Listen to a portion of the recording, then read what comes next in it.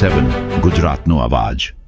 નમસ્કાર દર્શક મિત્રો, i7 ન્યૂઝ ગુજરાતીની સાથે હું છું આપની સાથે પાયલ બામભણિયા। તો જોઈએ આજના મહત્વના સમાચાર।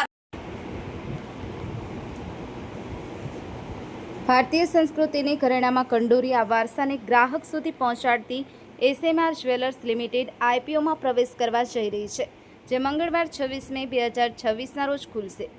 એસએમઆર જ્વેલર્સ લિમિટેડ તેના ઇક્વિટી શેરના ઇનિશિયલ પબ્લિક ઓફરિંગ માટે ₹10ની ફેસ વેલ્યુ ધરાવતા ઇક્વિટી શેર દીઠ ₹128 થી ₹135ની પ્રાઇસ બેન્ડ જાહેર કરી છે। આ આઈપીઓ માટે અરજી કરવા માટે મંગળવાર 26 મે 2026ના રોજ ખુલશે અને શુક્રવાર 29 મે 2026ના રોજ બંધ થશે।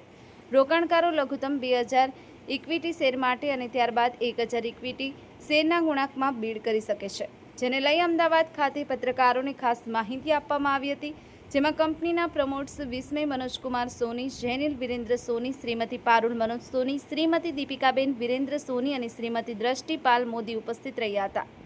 એસએમઆર જ્વેલર્સ લિમિટેડ વિવિધ ગ્રાહકોની પસંદગીઓ અને બજારના વર્ગોને અનુરૂપ સોનાના દાગીનાની પ્રોડક્ટ્સના ડિઝાઇનિંગ, ઉત્પાદન અને માર્કેટિંગના વ્યવસાયમાં કાર્યરત છે।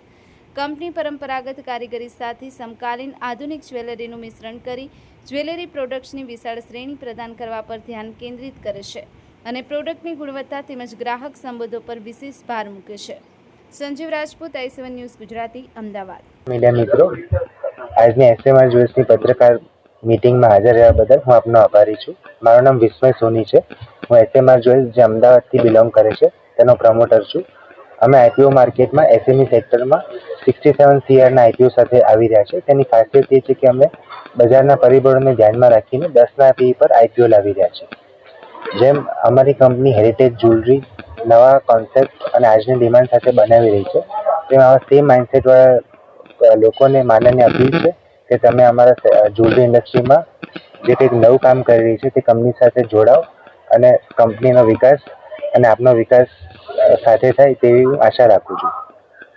ગોલ્ડની જે વાત કરીએ તો જેમ સંસ્કૃતિ એ સર એમનો ઇતિહાસ જ્યારે ચોપડા પર લખવાનું ચાલુ કર્યું એ પહેલાં જ્વેલરી પર લખાતો હતો। તો જ્વેલરી કે આજની વસ્તુ નથી, એ તો નવી વસ્તુ, એ તો પૌરાણિક વસ્તુ છે અને દિવસે ને દિવસે એનું ચલણ વધતું જ જશે। આજે દરેકને સ્વતંત્ર અધિગમ માટે બી જ્વેલરી એક અભિન્ન હિસ્સો છે।